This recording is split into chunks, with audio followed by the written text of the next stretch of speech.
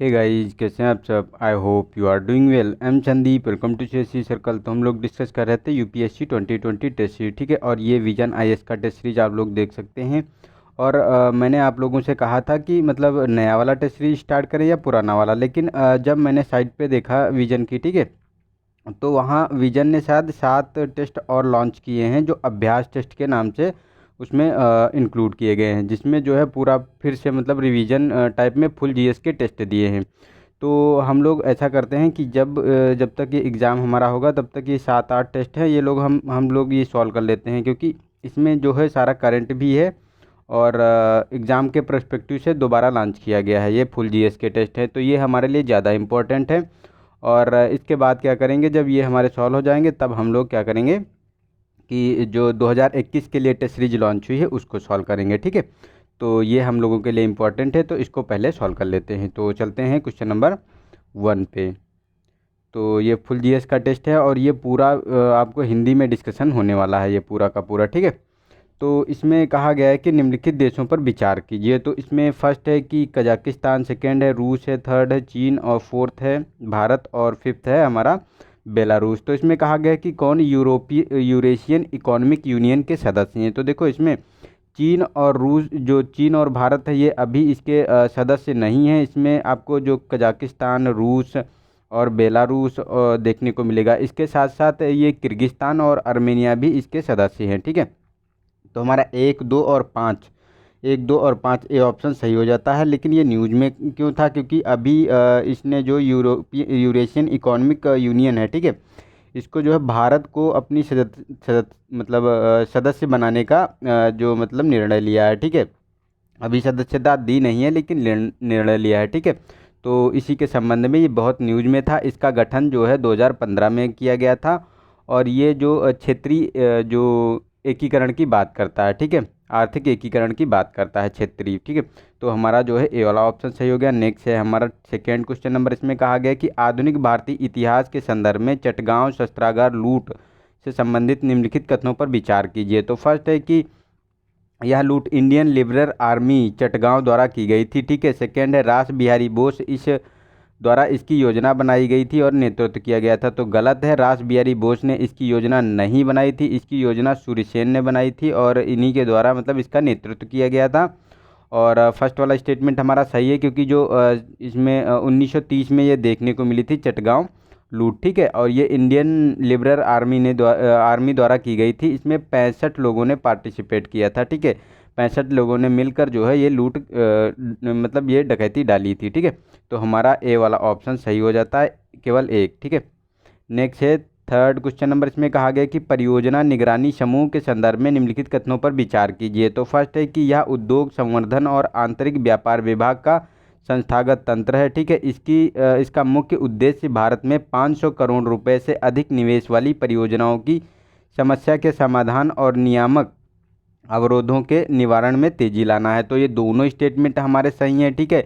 जो इसके बारे में बताया गया है, ये जो परियोजना निगरानी समूह जो बनाया गया है उसके बारे में, ये क्योंकि ये उद्योग और संवर्धन आंतरिक व्यापार विभाग का संस्थागत तंत्र है ये, ठीक है। और इसका मुख्य उद्देश्य ही है कि जो 500 करोड़ से अधिक जो भारत में निवेश वाली परियोजनाएं हैं, ठीक है, उनकी समस्याओं के समाधान और नियामक अवरोधों का निवारण तेजी से लाना है, ठीक है। तो हमारे सी वाला ऑप्शन सही हो गया, दोनों के दोनों स्टेटमेंट हमारे सही हैं, ठीक है।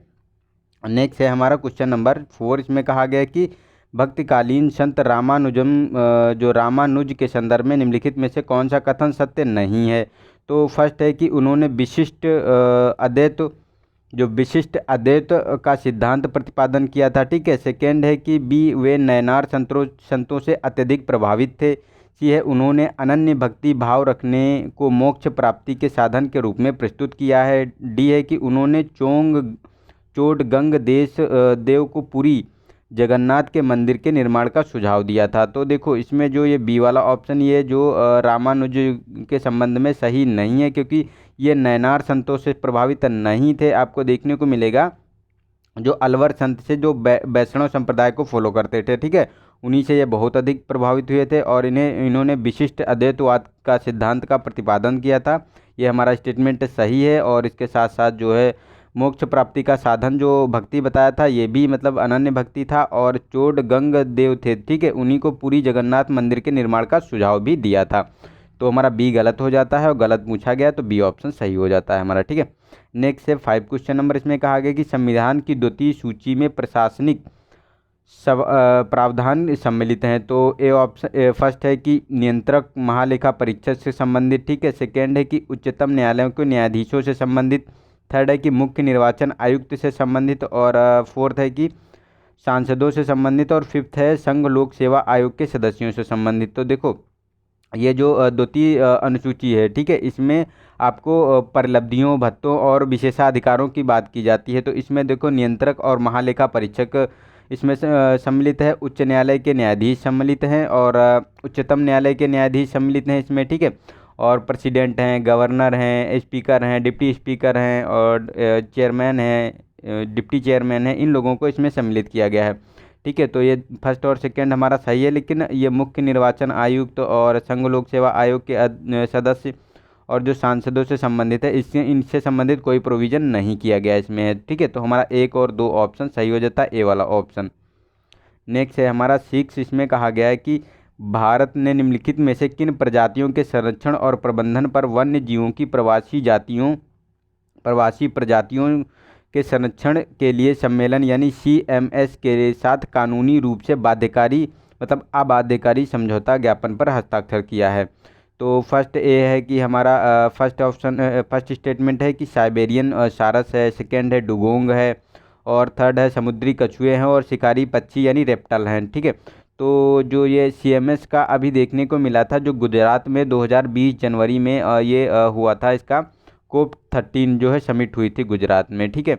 तो उसी के चलते ये न्यूज में था। तो इसमें देखो ये साइबेरियन सारस, डुगोंग और समुद्री कछुए और शिकारी पक्षी, इन सब के साथ जो है आबाध्यकारी एक मतलब MOU साइन किया गया है, ठीक है। तो ये हमारे चारों के चारों स्टेटमेंट सही हैं। और ये मतलब जो CMS की ये समिट हुई थी गुजरात में 2020 में, इसमें नहीं किया गया, इससे पहले ये किया जा चुका है, ठीक है। तो ये भी न्यूज में था, इसीलिए इन चीज़ों को जो है आप लोग याद रख सकते हैं। तो हमारा जो डी ऑप्शन इसका सही हो जाता है, ठीक है। नेक्स्ट है हमारा 7 क्वेश्चन नंबर, इसमें कहा गया है कि कभी कभी सुर्खियों में रहने वाला WASP जो है, ठीक है, उसी के संबंध में WASP 76 B जो है वो संबंधित है। तो फर्स्ट है कि ए ऑप्शन हम महाराष्ट्र के पश्चिमी घाट में पाए गए नए कीट, और बी है कि स्वास्थ्य कार्यकर्ताओं की सुरक्षा है तो स्वदेश में विकसित PPE किट से संबंधित है, ठीक है। और थर्ड है कि लौह वर्षा वाले बाह्य ग्रह हैं, और डी है कि अब तक खोजी गई सबसे बड़ी कृष्णिका है, ठीक है। तो हमारा ये सी ऑप्शन सही है, जो WASP 76 B के बारे में बात किया गया है। तो ये एक बाह्य ग्रह है और यहाँ पर लौह वर्षा होती है, ठीक है। तो इसकी खोज जो है स्पेन के जो institute of astrophysics of the Canary Island द्वारा के मतलब जो खगोलविद हैं उनके द्वारा की गई है, ठीक है। उन्होंने ही पता लगाया है कि यहाँ जो ये बाह्य ग्रह है यहाँ पर लौह वर्षा होती है, ठीक है। तो हमारा सी ऑप्शन सही हो गया। नेक्स्ट है कि 8 क्वेश्चन नंबर, इसमें कहा गया है कि बैराज वह संरचना होती है जो खेती बाड़ी के लिए जल उपलब्ध कराने, विद्युत उत्पादन करने और नौकाओं का अधिक सुगम नौवहन संभव बनाने के लिए नदियों पर बनाया जाता है। इस संदर्भ में निम्नलिखित युग्मों पर विचार कीजिए। तो सुर्खियों में बैराज और संबद्ध नदी दी हुई है, ठीक है। तो फरक्का बैराज गंगा नदी, और प्रकाश बैराज यमुना नदी, और जो डोलेश्वरम बैराज है ये गोदावरी। तो देखो डोलेश्वरम जो बैराज है ये गोदावरी नदी पर है, ये सही है स्टेटमेंट। और फर्स्ट वाला भी सही है क्योंकि जो फरक्का बैराज है ये भी आपको गंगा नदी पे देखने को मिलेगा, लेकिन जो प्रकाशम बैराज है ये यमुना पे नहीं है, ये कृष्णा नदी पे है, ठीक है। तो ये हमारा गलत हो जाता है। 1 और 3 इसका स्टेटमेंट हमारा सही है, ठीक है। तो हमारा सी वाला ऑप्शन इसका सही हो जाता है। चलते हैं नेक्स्ट क्वेश्चन पे। तो नेक्स्ट है 9 क्वेश्चन नंबर, इसमें कहा गया है कि निम्नलिखित में से कौन से हाल ही में प्रचलित वाईफाई 6 राउटर या डिवाइस के लाभ हैं। तो ये सघन और भीड़ भाड़ वाले प्रवेश में प्रति उपयोगकर्ता उच्च प्रवाह क्षमता प्रदान करते हैं, ठीक है। सेकेंड है कि यह वाईफाई से अधिक डिवाइस मतलब यह वाईफाई से अधिक डिवाइसों की संबद्धता को संभव बनाता है। तो ये दोनों स्टेटमेंट सही हैं, क्योंकि ये जो भीड़ भाड़ वाला क्षेत्र होता है वहाँ पर ये वाईफाई तुमको जो है बहुत अच्छी जो क्षमता मतलब प्रवेश में जो उपयोग करने की जो क्षमता होती है, इसकी डेटा की स्पीड जो होती है वो ज़्यादा प्रोवाइड कराता है, ठीक है, अधिक मात्रा में। और ये इसे एक से अधिक मतलब वाईफाई से अधिक डिवाइस को संभव बनाता है, ठीक है। तो ये दोनों स्टेटमेंट सही हैं, तो हमारा सी वाला ऑप्शन सही हो गया। और ये वाईफाई जो 6 है, ये वाईफाई का जो मतलब अपडेटेड वर्जन है, जो ये उससे बेहतर ये मतलब उसमें चीज़ें प्रोवाइड कराता है, ठीक है, बेहतर सर्विस प्रोवाइड कराता है इसमें, ठीक है। तो चलते हैं क्वेश्चन नंबर नेक्स्ट पे। तो नेक्स्ट है हमारा 10 क्वेश्चन नंबर। इसमें कहा गया है कि निम्नलिखित में से कौन से भारत में बेरोजगारी के आंकड़ों के स्रोत हैं। तो ए फर्स्ट है कि हमारा भारत की जनगणना रिपोर्ट, ठीक है। सेकेंड है कि श्रम ब्यूरो का रोजगार बेरोजगारी सर्वेक्षण। थर्ड है कि आवधिक श्रम बाल सर्वेक्षण की वार्षिक रिपोर्ट, ठीक है। और फोर्थ है कि रोजगार कार्यालय के आंकड़े। तो इसमें जो देखने को मिलेगा चारों स्टेटमेंट हमारे सही हैं, क्योंकि जो श्रम बेरोजगारी के भारत में आंकड़ों के स्रोत मिलते हैं वो भारत की जनगणना में भी देखने को मिलते हैं, श्रम ब्यूरो के रोजगारी बेरोजगारी सर्वेक्षण में भी आपको मिल जाएंगे, ठीक है। और आवधिक श्रम बल सर्वेक्षण की वार्षिक जो रिपोर्ट होती है उसमें भी इसी की बात की जाती है, इसी के आंकड़े निकाले जाते हैं। और रोजगार कार्यालयों के जो आंकड़े होते हैं, ठीक है, उनमें भी इनको देखने को मिलता है। तो चारों स्रोत हमारे सही है, तो डी वाला ऑप्शन हमारा सही है, क्योंकि इसे चारों से हमें बेरोजगारी के आंकड़े प्राप्त हो जाते हैं, ठीक है। नेक्स्ट है इसमें कहा गया है कि निधि कंपनियों के संदर्भ में निम्नलिखित कथनों पर विचार कीजिए। तो फर्स्ट है कि ये केवल अपने जो सदस्यों में जमा स्वीकार करती हैं और उनको ही उधार देती हैं, ठीक है। सेकेंड है इनका विनियमन यानी जो रेगुलेशन होता है वो कारपोरेट कार्य मंत्रालय करता है, ठीक है। थर्ड है कि ये कंपनियां अधिनियम 2013 के जो कंपनी अधिनियम है 2013 के अंतर्गत पंजीकृत हैं। तो ये तीनों स्टेटमेंट सही हैं, क्योंकि ये जो थर्ड वाला है इसमें कंपनी एक्ट जो है 2013 का, ठीक है, उसमें ये मतलब इसमें देखने को मिलती है, उसमें जो है ये पंजीकृत हैं। और इनका जो रेगुलेशन करती है कारपोरेट कार्य मंत्रालय जो है, ठीक है, वो करता है। और फर्स्ट वाला स्टेटमेंट ये भी सदस्य है, क्योंकि ये केवल अपने सदस्यों से ही जमा स्वीकार करती हैं और उनको ही उधार देती हैं, ठीक है। तो डी वाला ऑप्शन हमारा सही हो जाता है स्टेटमेंट। नेक्स्ट चलते हैं 12 क्वेश्चन नंबर। इसमें कहा गया है कि भारतीय संविधान के अनुच्छेद 21 के अंतर्गत प्रत्याभूत प्राण और दैहिक स्वतंत्रता का संरक्षण के अधिकार के संदर्भ में निम्नलिखित कथनों पर विचार कीजिए। तो फर्स्ट है कि यह केवल भारतीय नागरिकों के लिए उपलब्ध है, ठीक है। सेकेंड है इसमें विदेशी यात्रा करने मतलब विदेश यात्रा करने का अधिकार सम्मिलित है, ठीक है। थर्ड है कि राष्ट्रीय आपात के दौरान इसे निलंबित नहीं किया जा सकता। तो देखो थर्ड वाला स्टेटमेंट सही है, क्योंकि इसे जो है किसी भी स्थिति में जो है इसे निलंबित नहीं किया जा सकता है। 20 और 21 जो आर्टिकल है इसे जो है प्राण और दैहिक स्वतंत्रता के संबंध में इनको कभी भी किसी भी परिस्थिति में इन्हें निलंबित नहीं किया जा सकता। और ये सेकंड वाला जो स्टेटमेंट है इसमें विदेश यात्रा का अधिकार प्राप्त है, ठीक है। ये जो इंदिरा गांधी वाला केस हुआ था उसी में ये मतलब उनको मतलब मेनका गांधी वाला जो केस था, सॉरी मेनका गांधी वाला जो केस हुआ था, ठीक है, उसी के संबंध में ये मतलब अधिक इसमें इंक्लूड किया गया था। और ये फर्स्ट वाला गलत है, क्योंकि ये नागरिकों और गैर नागरिकों दोनों को प्राप्त है, ठीक है। तो ये वाला गलत हो जाता है। तो हमारा 2 और 3 स्टेटमेंट सही है, बी वाला ऑप्शन सही हो जाता है। नेक्स्ट है हमारा 13 क्वेश्चन नंबर। इसमें कहा गया है कि विंध्य पर्वत श्रेणी के मध्य में स्थित यह वन्य जीव अभ्यारण्य एशियाई शेरों के पुनर्वास के लिए सर्वाधिक उपयुक्त स्थल है। यह अभ्यारण्य सघन पर्णपाती वनों से निर्मित, जिनके मध्य में घास मैदान स्थित है, और इसमें करधाई, गुर्जन और खैर कहुआ जैसी वृक्ष प्रजातियां भी पाई जाती हैं, ठीक है। तो ये जो कहा गया है जो पैराग्राफ में वो किस वन्यजीव अभ्यारण्य के बारे में बात करता है। तो ए ऑप्शन है हमारा बोरी वन्यजीव अभ्यारण्य, बी है कि कुनो पॉपुलर वन्यजीव अभ्यारण्य, और सी है कि नौरादेही वन्यजीव अभ्यारण्य, और डी है कि राष्ट्रीय चंबल वन्यजीव अभ्यारण्य। तो इसका देखो बी वाला ऑप्शन हमारा सही है, जो कुनो पॉपुलर वन्यजीव अभ्यारण्य है उसी के बारे में बात करता है। यहाँ जो आपको ये विंध्य पर्वतीय क्षेत्र के मध्य स्थित वन्यजीव अभ्यारण्य एशियाई शेरों के पुनर्वास के लिए जो है अच्छा है, क्योंकि ये जो एशियाटिक लाइन है, ठीक है, जो गुजरात के गिरी वन्यजीव अभयारण्य में पाए जाते हैं, उन्हीं से वहीं से मतलब इनको यहाँ लाने की बात की जा रही है, ठीक है। क्योंकि वहाँ आए दिन कोई ना कोई समस्याएं और महामारी फैलती रहती हैं, तो उन्हें उनकी संख्या में मतलब बहुत ज़्यादा गिरावट आ रही है।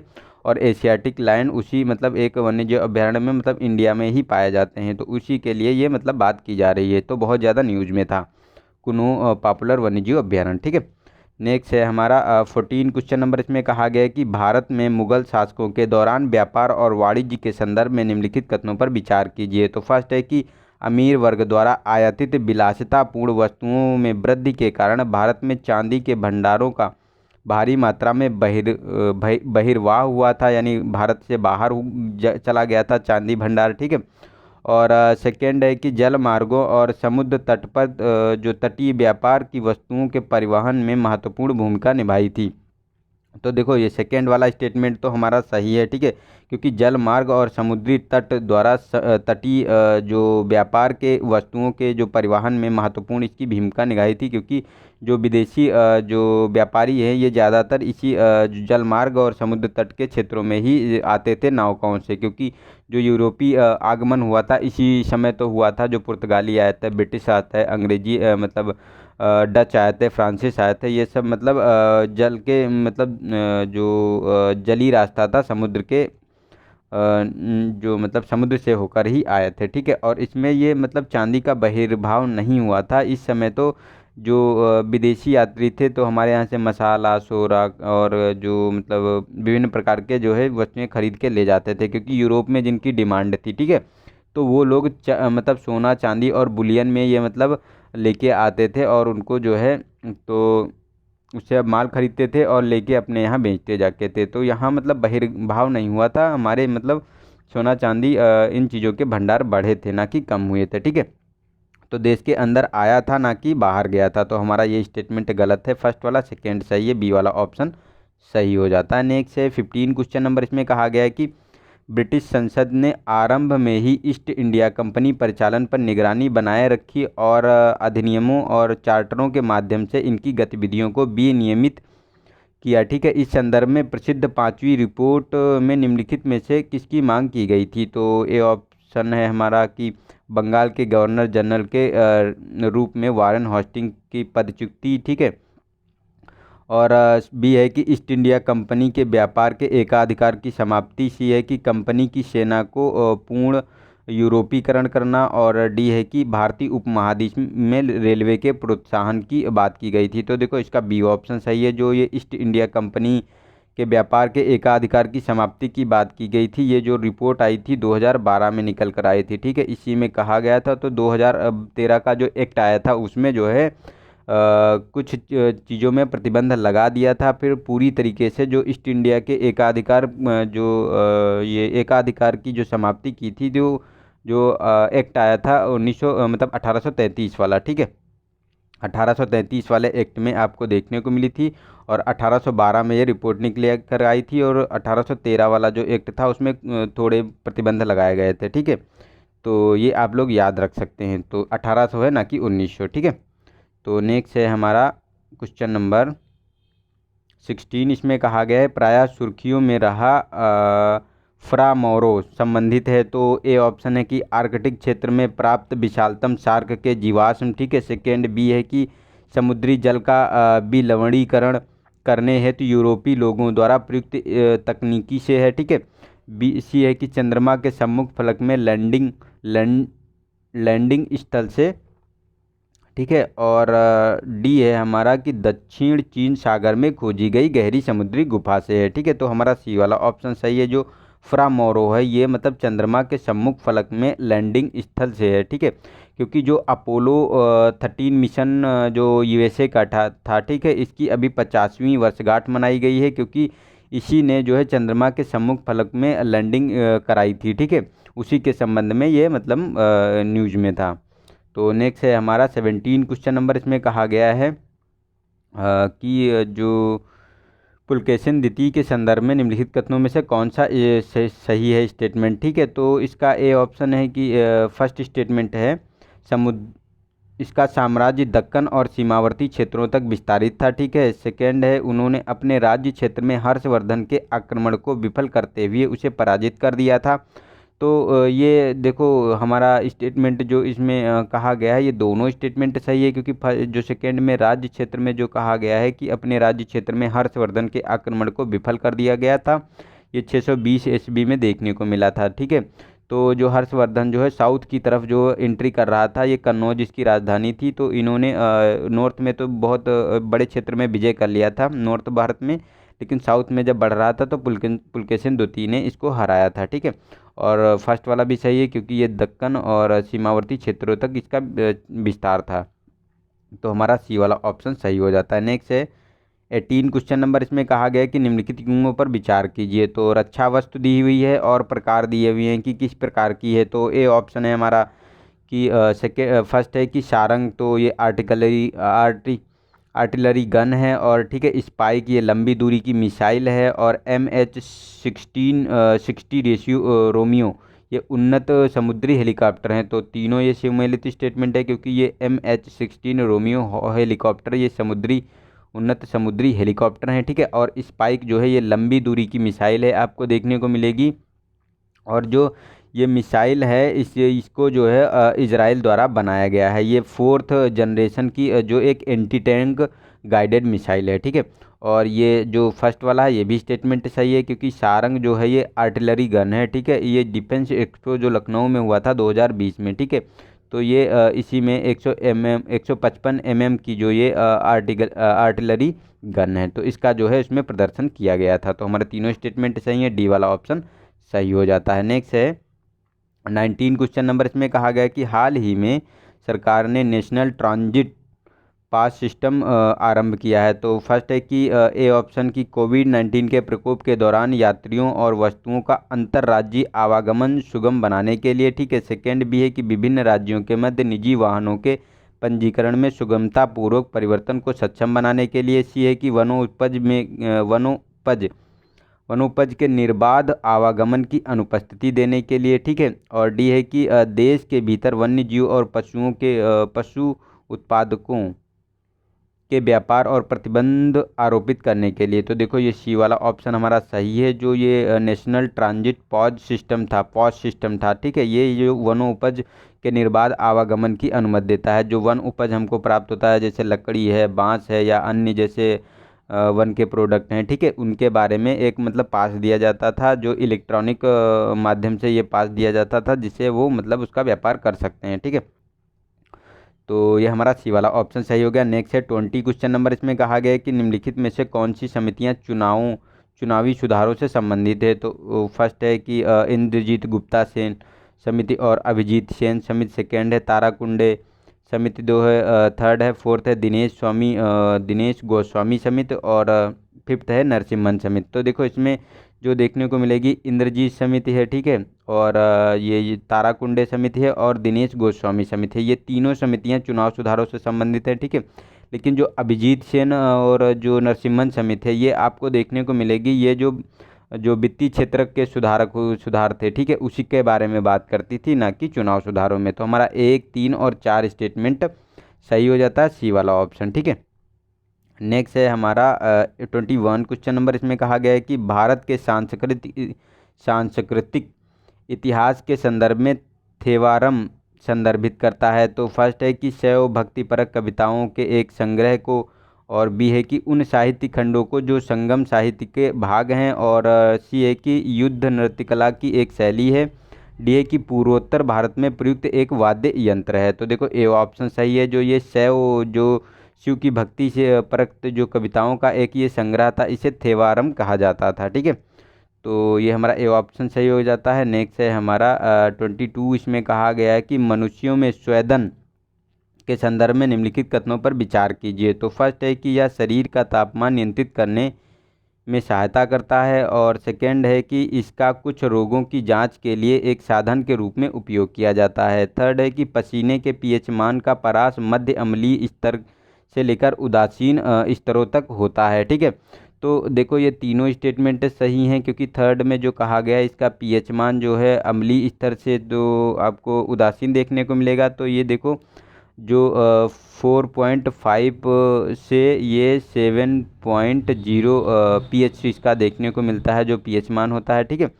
और ये सेकेंड वाला जो कहा गया है कि रोगों की जांच के लिए इसका इस्तेमाल किया जाता है, ठीक है। और ये जो शरीर का तापमान नियंत्रित करता है, अगर हमारे शरीर का तापमान 37 डिग्री से ज़्यादा हो जाता है डिग्री सेंटीग्रेड से, ठीक है, तो ये क्या करता है, पसीने के द्वारा जो है उसको उस गर्मी को बाहर निकाल देता है, ठीक है, ताकि हमारा जो है 37 डिग्री सेंटीग्रेड टेम्परेचर हमारे शरीर का मेंटेन रहे, ठीक है। तो हमारा जो ऑप्शन है सी वाला सही हो जाता है इसका, ठीक है। नेक्स्ट है हमारा 23rd क्वेश्चन नंबर। इसमें कहा गया है कि हाल ही में सुर्खियों में रही मोतीहारी अमलेखगंज पाइपलाइन भारत में किस देश के मध्य सीमा पारी पाइपलाइन है, ठीक है। तो ए ऑप्शन है बांग्लादेश, बी है नेपाल, सी है म्यांमार और डी है भूटान। तो ये देखो ए बी ऑप्शन है जो नेपाल है, भारत और नेपाल की ये पाइपलाइन की संयुक्त परियोजना है, ठीक है। ये जो आपको देखने को मिलेगा जो मोतीहारी जो बिहार का है, ठीक है, इंडिया में, वहाँ से जो ये नेपाल का अमलेखगंज है वहाँ तक ये एक देखने को मिलती है पेट्रोलियम पाइपलाइन, ठीक है।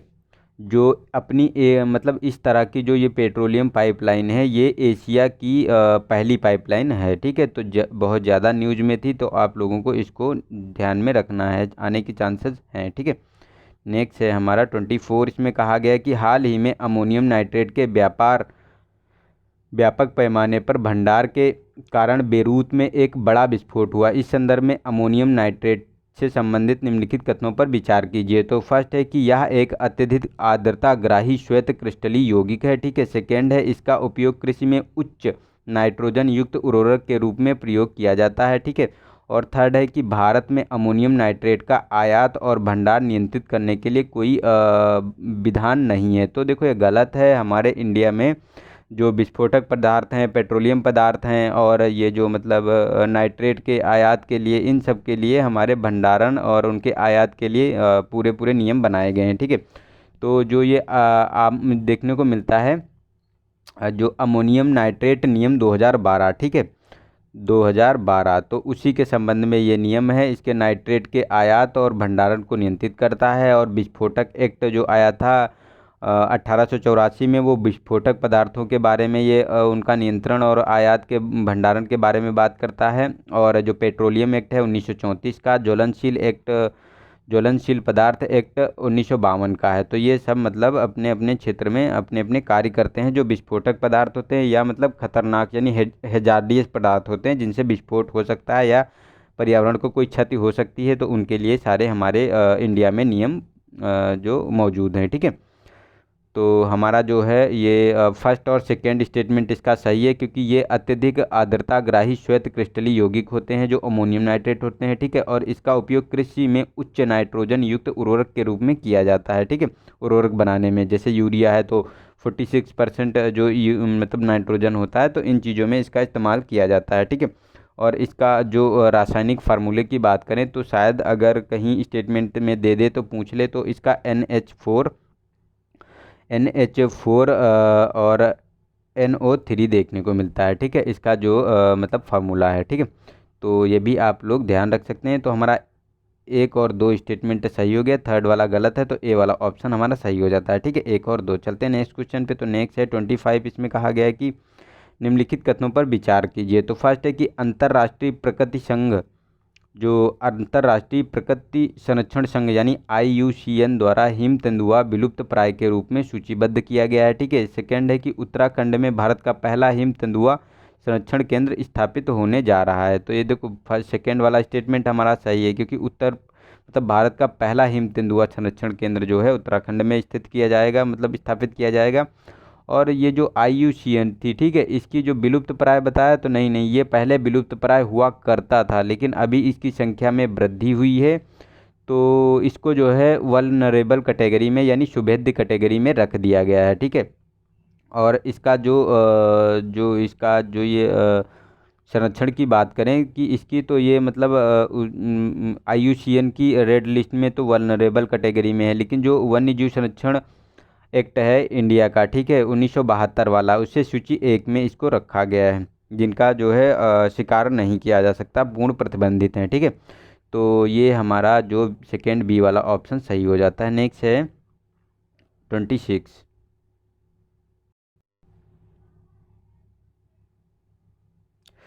तो नेक्स्ट है कि अतिचालकता के संदर्भ में निम्नलिखित कथनों पर विचार कीजिए। अतिचालकता मतलब सुपर कंडक्टिविटी जो होती है उसी के बारे में बात की जा रही है। तो इसमें कहा गया है फर्स्ट में कि यह क्रांतिक तापमान के ऊपर गर्म किए जाने पर विभिन्न ठोसों में पूर्ण रूप से विद्युत प्रतिरोध के लोप हो जाने को संदर्भित करता है। ठीक है।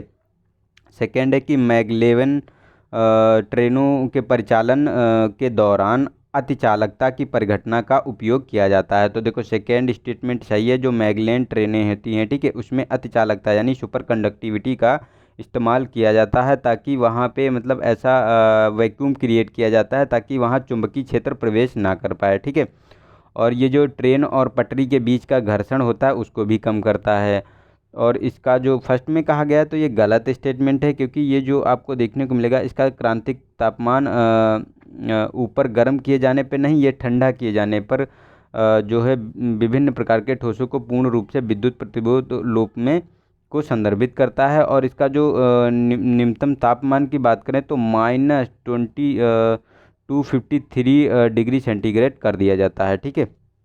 तो ये हमारा सेकेंड वाला सही हो जाता है। ठीक है, बी ऑप्शन।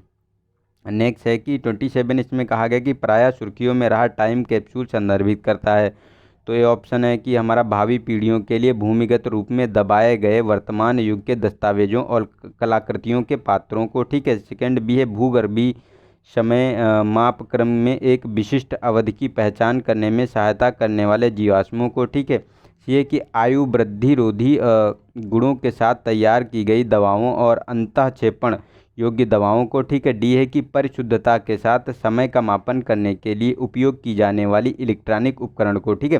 तो देखो इसमें जो ये टाइम कैप्सूल के बारे में बात करते हैं तो ये ए वाला ऑप्शन हमारा सबसे अच्छा इसका वर्णन करता है, क्योंकि भावी पीढ़ियों के लिए जो आने वाली पीढ़ियाँ हैं, ठीक है, उनके लिए भूमिगत रूप से दबा दिए गए वर्तमान युग के दस्तावेजों और कलाकृतियों को, क्योंकि ये एक प्रकार का मतलब एक प्रकार का एक कंटेनर होता है। ठीक है, जिसका कोई आकार या आकृति नहीं होता है। इसको जो है भावी पीढ़ियों की जानकारी के लिए कि हम लोगों ने क्या क्या अचीव किया था।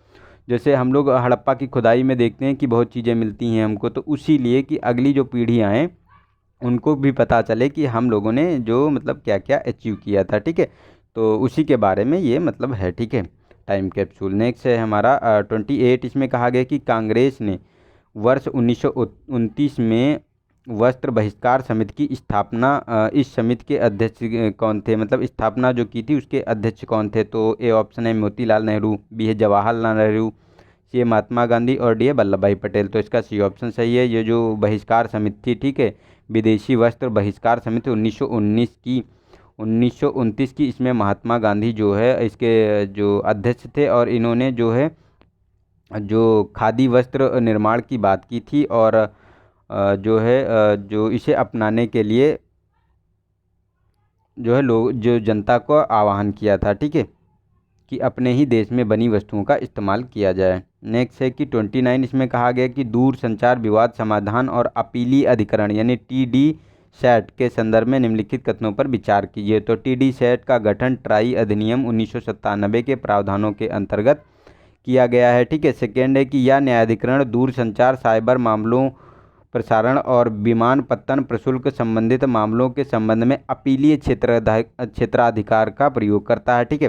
तो देखो ये सेकेंड स्टेटमेंट इसका सही है, लेकिन जो ये फर्स्ट है, फर्स्ट में जो कहा गया है गलत है। ये ट्राई के अंतर्गत किया तो गया है, ट्राई के साथ साथ जो सूचना प्रौद्योगिकी एक्ट है, ठीक है, 2008 का, उसमें जो IT एक्ट है, ठीक है, 2008 का, और भारतीय विमानपत्तन जो आर्थिक नियामक प्राधिकरण है, ठीक है, उसके अंतर्गत मतलब उन तीनों को मिला के ये किया गया है। तो हमारा सेकेंड वाला इसमें स्टेटमेंट सही है, फर्स्ट गलत है।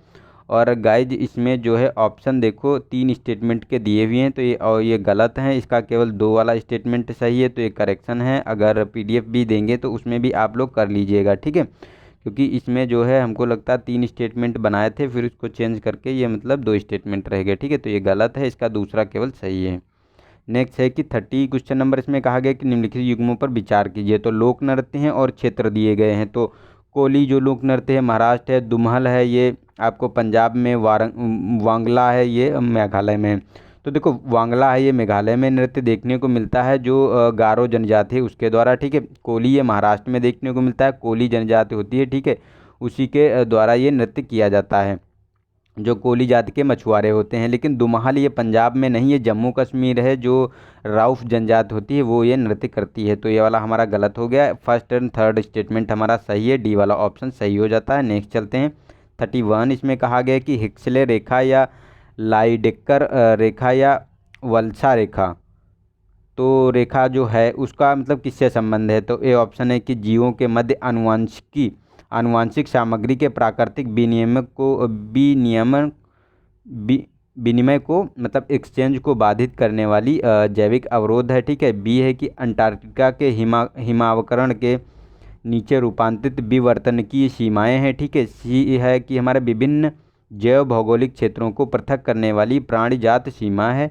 और डी है कि हिंद महासागर और प्रशांत महासागर के जल के मध्य सीमांकन है। तो देखो ये सी वाला ऑप्शन सही है, विभिन्न जैव भौगोलिक क्षेत्रों को पृथक करने वाली प्राणीजाति जो सीमा होती है उसे हेक्सले रेखा, लाइडेक्कर रेखा और वाल्सा रेखा के नाम से जाना जाता है, ठीक है। नेक्स्ट है कि 32 इसमें कहा गया है कि ब्रिटिश भारत में उपयोग किए जाने वाली प्रशासनिक और राजस्व संबंधी शब्दावलियों के संदर्भ में निम्नलिखित युग्मों पर विचार करना है। तो शब्द दिए हैं, अर्थ दिए हैं। तो जोतदार तो ये गांव का प्रधान होता है, ठीक है। और मंडल है ये समृद्ध रैयत है, अमला है ये दरबार का अधिकारी है, और अधियार है ये बटाईदार है।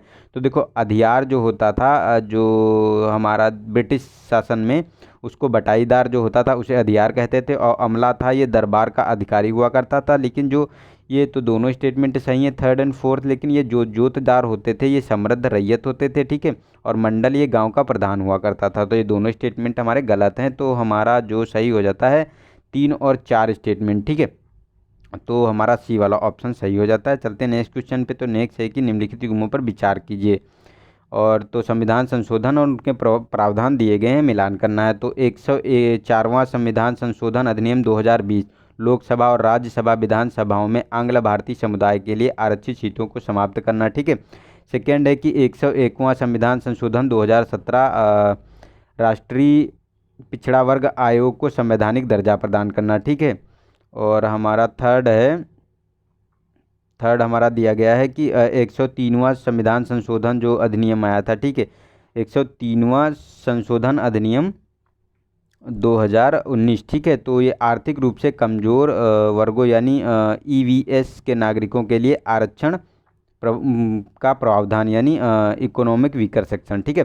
तो देखो इसमें जो देखने को मिलता है, तो इकोनॉमिक वीकर सेक्शन को जो दिया गया था ये आरक्षण की बात की गई थी। तो 103वां संविधान संशोधन ये हमारा मैच करता है, बिल्कुल करेक्ट ही मैच है।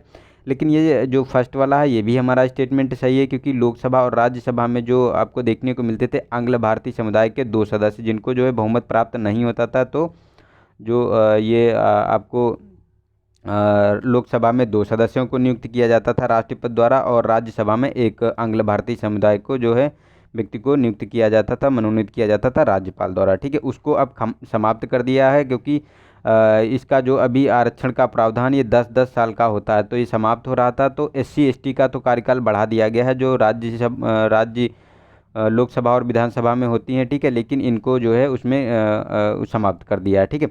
और ये जो सेकेंड वाला है, तो ये वाला आपको जो देखने को मिलेगा ये गलत है, क्योंकि ये जो 101वां संशोधन अधिनियम 2017 का था ये आपको देखने को मिला था जो GST से, वस्तु सेवा कर से संबंधित था, ठीक है। लेकिन अन्य पिछड़ा वर्ग के लिए जो आरक्षण की बात की गई है, ये जो अन्य पिछड़ा वर्ग है इसके आरक्षण की अगर हम बात करें, तो जो 102वां संविधान संशोधन था 102, ठीक है, 102 संविधान संशोधन था, इसमें राष्ट्रीय पिछड़ा आयोग को संवैधानिक दर्जा दिया गया था। तो ये गलत है हमारा, 1 और 3 स्टेटमेंट इसमें हमारा सही हो जाता है, ए ऑप्शन। नेक्स्ट है हमारा क्वेश्चन नंबर 34, इसमें कहा गया है कि भारत में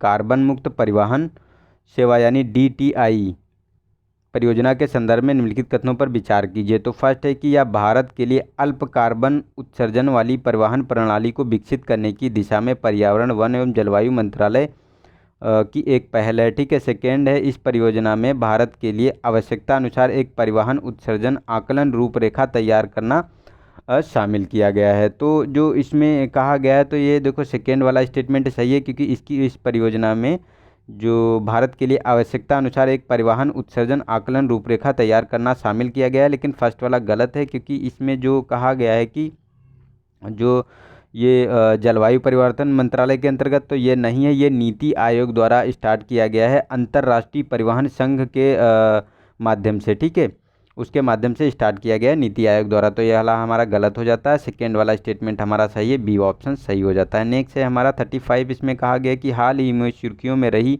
गालवान नदी निम्नलिखित में से किसकी सहायक नदी है? तो ए ऑप्शन है झेलम, बी है सतलज, सी है श्योक और डी है नुब्रा।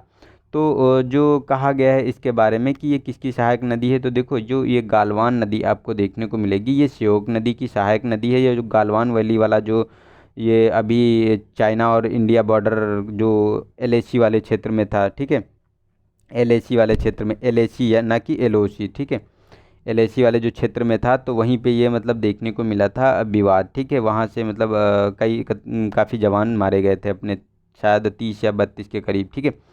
तो उसमें यही उस न्यूज़ में थी, इसीलिए ये है, ठीक है। और श्योक जो ये देखने को मिलेगी, ये आपको सिंधु नदी की सहायक नदी है, ठीक है। नुब्रा भी सिंधु नदी की सहायक नदी है, ठीक है। नेक्स्ट है कि 36 इसमें कहा गया कि B.R. अम्बेडकर द्वारा निम्नलिखित में से किस मूल अधिकार को संविधान का हृदय और आत्मा की उपमा दी गई है? तो समता का अधिकार, शोषण के विरुद्ध अधिकार, स्वतंत्रता का अधिकार और संवैधानिक उपचारों का अधिकार। तो डी ऑप्शन सही है, जो संवैधानिक अधिकारों का उपचार है आर्टिकल 32 में जिसका प्रोविज़न किया गया है, जिसके अंतर्गत जो ये संविधान के जो मूल अधिकारों की रक्षा की बात करता है, ठीक है, जिसके अंतर्गत ये 5 रिट जारी किए जाते हैं।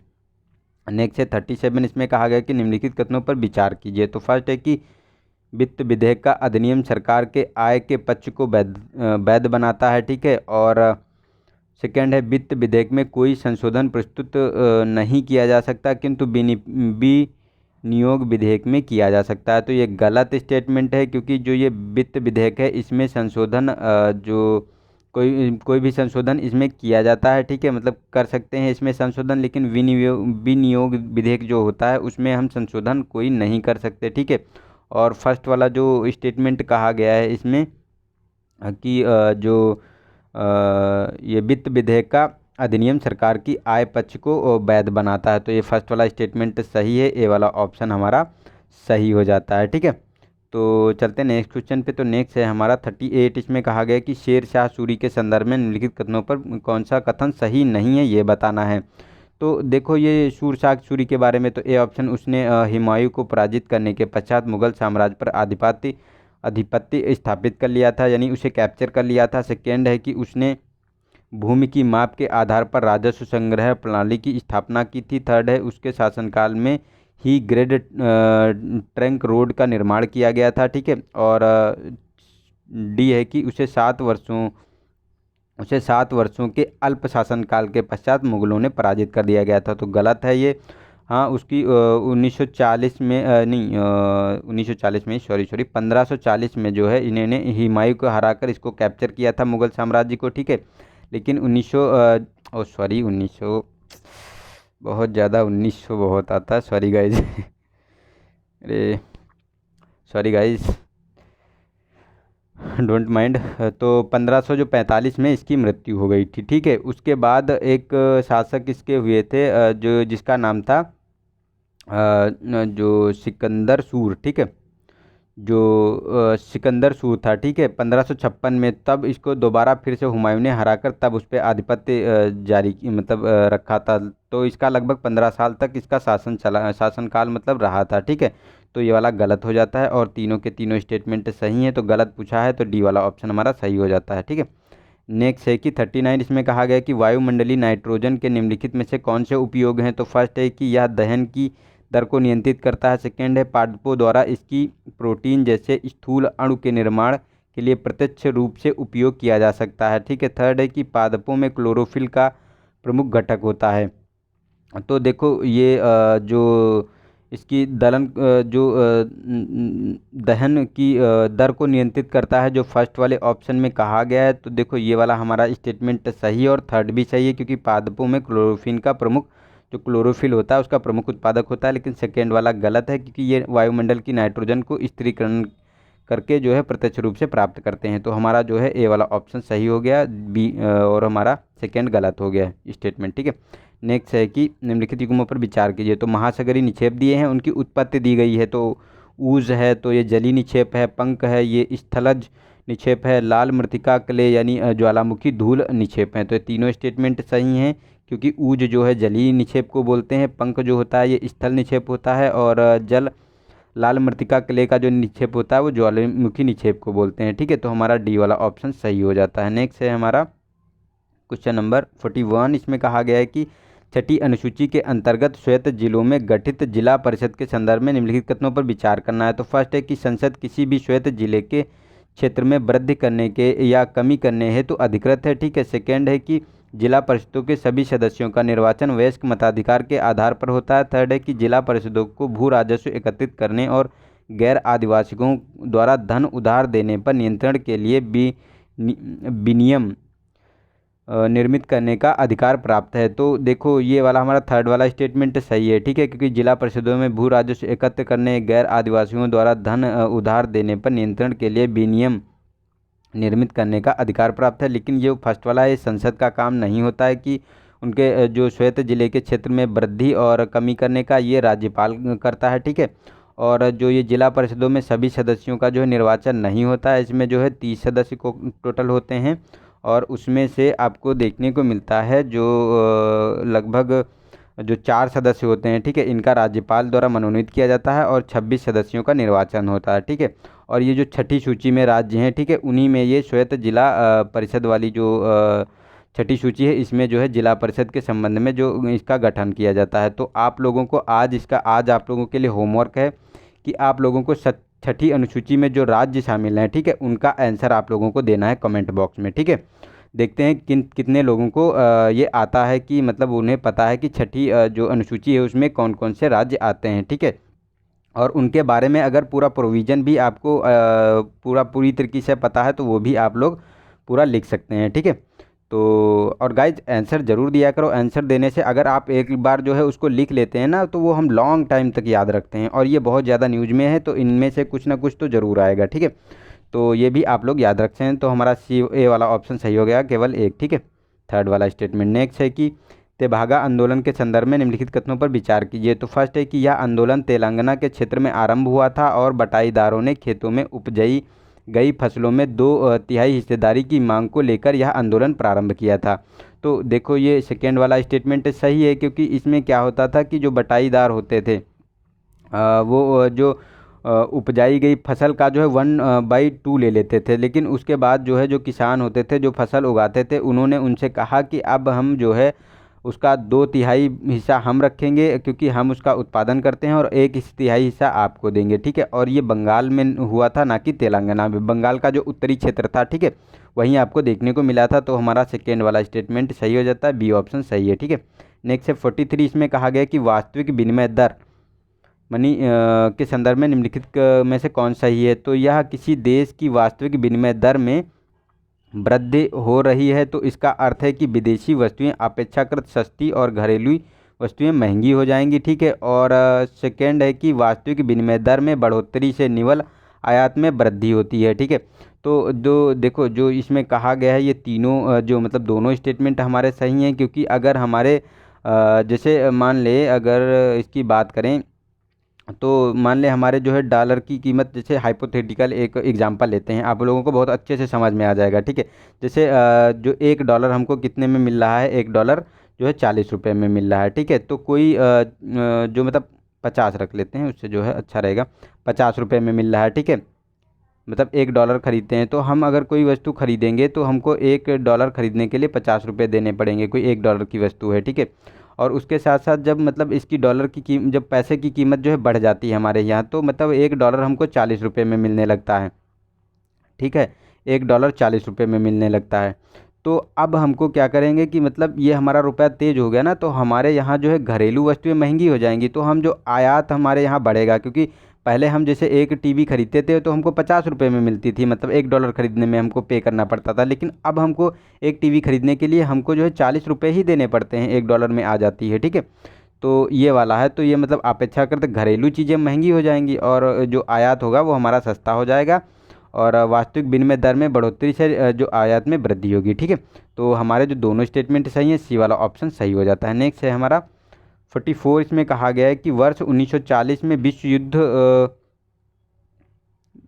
युद्ध का विरोध करने के लिए समझौता विरोधी सम्मेलन का आयोजन किया गया। इस सम्मेलन का संयोजक कौन था, ठीक है। तो इसमें ए ऑप्शन है कि महात्मा गांधी, ठीक है, ए है महात्मा गांधी, बी है मोहम्मद अली जिन्ना, और सी ऑप्शन आपको देखने को मिलेगा जो सुभाष चंद्र बोस, ठीक है, और डी है जवाहरलाल नेहरू। तो देखो सी ऑप्शन सही है, जो सुभाष चंद्र बोस थे, इनकी जो फॉरवर्ड ब्लॉक थी, ठीक है, इनके साथ मिलकर देखने को मिला था जो किसान सभा थी, ठीक है, इस दोनों में मिलकर इसका जो है विरोध किया था द्वितीय विश्व युद्ध के दौरान, और कहा था कि जो सेकेंड वर्ल्ड वार में है किसी भी प्रकार का जो है हमें जो इनको जो ब्रिटिशर्स हैं, ठीक है, उनको किसी भी प्रकार की हमको सहायता नहीं करनी चाहिए, ठीक है। तो हमारा सी वाला ऑप्शन सही हो जाता है। नेक्स्ट है कि 45। इसमें कहा गया कि संयुक्त देयता यानी GL GL के संबंध में जो कहा गया है, ठीक है, JLG के संदर्भ में निम्नलिखित में से कौन सा सही नहीं है। तो फर्स्ट है कि GLG वे अनौपचारिक समूह होते हैं जो समूह के सदस्यों द्वारा बैंक के लिए गए ऋणों को चुकाने का संयुक्त रूप से उत्तरदायित्व लेने के इच्छुक होते हैं, ठीक है। और बी है कि JLG के सदस्य समापन सामाजिक आर्थिक स्थिति और पृष्ठभूमि से संबंधित होने चाहिए, और सी है कि JLG काश्तकार किसानों के रूप में भूमि जोतने वाले भूमिहीन किसानों की ओर ऋण प्रवाह की बढ़ोतरी करता है, ठीक है। और डी है कि GLG को बैंक ऋण प्राथमिकता प्राप्त करने वाले जो प्रदान करने के लक्ष्यों के अंतर्गत वर्गीकृत के लिए उपयुक्त वर्गीकृत नहीं है। तो गलत है। इसमें जो है आपको जो समूह में हम बैंक से ऋण लेते हैं वो ये मतलब प्राइमरी सेक्टर में होते हैं, जैसे एग्रीकल्चर का हम एग्रीकल्चर के लिए कोई लोन ले रहे हैं, ठीक है, संयुक्त रूप से, तो इसको उसमें पंजीकृत किया गया है, ठीक है, ना कि ना किया गया है। तो हमारा जो है इसमें सही हो जाता है स्टेटमेंट डी वाला, क्योंकि नहीं सही पूछा गया है, तो इसमें जो है ये शामिल होते हैं प्राथमिक क्षेत्र में, ठीक है। और ये जो तीनों स्टेटमेंट हैं हमारे, ठीक है, ए बी और सी, ये तीनों के तीनों हमारे सही स्टेटमेंट है, ठीक है। चलते हैं नेक्स्ट क्वेश्चन पे। तो नेक्स्ट है हमारा 46। इसमें कहा गया कि निम्नलिखित में से किन्हें सामान्यता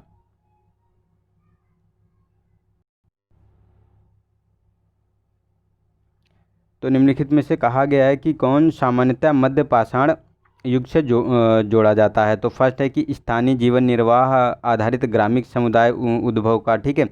सेकेंड है कि लोगों का कपास और ऊन के कपड़े बने पहनते थे, तो ये गलत है, तब मध्य पाषाण काल में नहीं, ये नव पाषाण काल में लगभग देखने को मिला था। लेकिन जो कपास के जो ऊन के कपड़े थे, ठीक है, और इस समय तो ये पेड़ों की छाल, पत्ते और जानवरों की छाल, मतलब जानवरों की जो खाल होती थी उसे पहनते थे, ठीक है। और इस समय जो है ये ग्रामीण समुदाय का विकास नहीं हुआ था। इस समय आपको देखने को मिला था कि अस्थायी लोग बस्तियां बनाते थे, अभी स्थायी बस्तियां बनाना प्रारंभ नहीं किए थे मध्य पाषाण काल में, ठीक है। तो हमारे दोनों स्टेटमेंट गलत हैं, डी वाला ऑप्शन सही हो जाता है। चलते नेक्स्ट क्वेश्चन पे। तो नेक्स्ट है हमारा क्वेश्चन नंबर 47। इसमें कहा गया कि निम्नलिखित में से कौन सा आर्कटिक प्रवर्धन की परिघटना का उपयुक्त वर्णन करता है। तो फर्स्ट है कि आर्कटिक क्षेत्र की तुलना में अंटार्कटिक क्षेत्र की तुलना में आर्कटिक में हिम नदों के पिघलने का उच्च दर, ठीक है।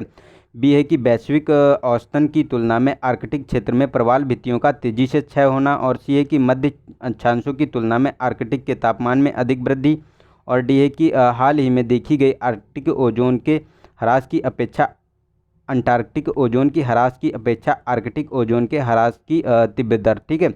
तो जो ये कहा गया है, तो ये हमारा देखो सी वाला ऑप्शन इसका सही है, क्योंकि मध्य अक्षांशों की तुलना में जो आर्कटिक के तापमान में अधिक वृद्धि होती है इसमें, ठीक है। तो ये जो 20वीं जो 20वीं सदी है उसके मध्य तक इसमें लगभग दोगुनी वृद्धि देखने को मिलेगी, 0.06 डिग्री सेंटीग्रेड, ठीक है।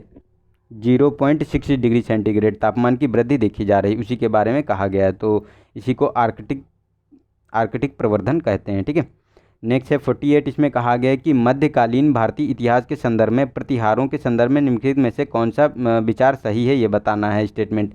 तो भोपाल शहर का निर्माण प्रतिहार राजा ने करवाया था, ठीक है। सेकंड है कि इस साम्राज्य में मोहम्मद गौरी के आक्रमण का सामना करना पड़ा और तत्पश्चात इसका पतन हो गया। तो मोहम्मद गौरी का उस समय नहीं जो देखने को मिला था, ये 1018 के समथिंग में इसका पतन देखने को मिला था। इस समय ये जो महमूद गजनवी था, ठीक है, इसके द्वारा इसको लूटा गया था। तो उस समय उसी का वर्चस्व था। तो ये वाला गलत स्टेटमेंट है, फर्स्ट वाला सही है, क्योंकि जो भोपाल शहर का निर्माण था, जो भोजपाल के नाम से जाना जाता था, उसी का ये प्रतिहार राजा ने इनका निर्माण किया था। तो ये वाला ऑप्शन हमारा सही हो जाता है, सेकंड गलत है। नेक्स्ट है कि 49, इसमें कहा गया है कि मौर्य पूर्व काल के संदर्भ में निम्नलिखित युग्मों पर विचार कीजिए। तो राजधानी और राज्य दिए हुए हैं, ठीक है। तो वत्स की बात करें तो ये राजगिरी, अवंती की उज्जैन, और कौशल की बात करें तो अयोध्या है, और मगध की बात करें तो कौशाम्बी है। तो देखो गलत है, मगध की जो है राजगिरा हुआ करती थी, ठीक है। कौशल की जो अयोध्या है, ये हमारा स्टेटमेंट सही है। और अवंती की जो देखने को मिला था ये भी उज्जैन थी, और जो ये वत्स थी, वत्स की राजधानी हुआ करती थी कौशाम्बी, ठीक है। वत्सी कौशाम्बी और मगध की राजगिरा। तो एक दोनों गलत हैं हमारे, और 2 और 3 स्टेटमेंट सही हो गया, तो बी वाला ऑप्शन सही हो गया। नेक्स्ट है 50 क्वेश्चन नंबर, इसमें कहा गया है कि निम्नलिखित कथनों पर विचार कीजिए, ठीक है। तो कौन सा स्टेटमेंट इसमें सही है, ये बताना है। तो फर्स्ट है कि किसी गैर सूचीबद्ध भारतीय कंपनी में पूंजी लिखित के माध्यम से प्रत्यक्ष विदेशी निवेश किया जा सकता है, ठीक है। सेकेंड है कि हाल ही में सरकार ने अनिवासी भारतीयों के लिए एयर इंडिया में 100% तक की हिस्सेदारी रखने का मतलब अनुमोदन किया है। तो सेकेंड वाला स्टेटमेंट हमारा सही है, क्योंकि जो नॉन रेजिडेंट इंडियन है, ठीक है, एनआरआई जो होते हैं, वो 100% की भागीदारी के साथ जो है एयर इंडिया में निवेश कर सकते हैं। लेकिन जो अन्य जो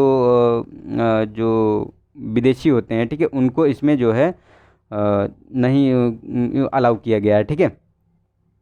और ये सब देखने को मिलता है जो विदेशी मुद्रा प्रबंधन एक्ट 2000 का है, ठीक है, उसी के संबंध में ये मतलब प्रोविज़न इसमें किया गया है। और ये जो फर्स्ट वाला स्टेटमेंट है, ये वाला हमारा ये भी सही है, क्योंकि जो गैर सूचीबद्ध भारतीय कंपनियों में पूंजी लिखित के माध्यम से प्रत्यक्ष विदेशी निवेश को किया जा सकता है। तो हमारा सी वाला ऑप्शन सही हो गया, दोनों के दोनों स्टेटमेंट सही हैं, ठीक है। तो गाइज अगर वीडियो को पसंद आया तो इसे लाइक करें, अपने दोस्तों को शेयर करना बिल्कुल भी ना भूलें, और अगर चैनल को सब्सक्राइब नहीं किया है इसको तुरंत सब्सक्राइब कर लें। और आज के लिए इतना ही, मिलते हैं नेक्स्ट वीडियो में। तब तक के लिए नमस्कार, जय हिंद, जय भारत।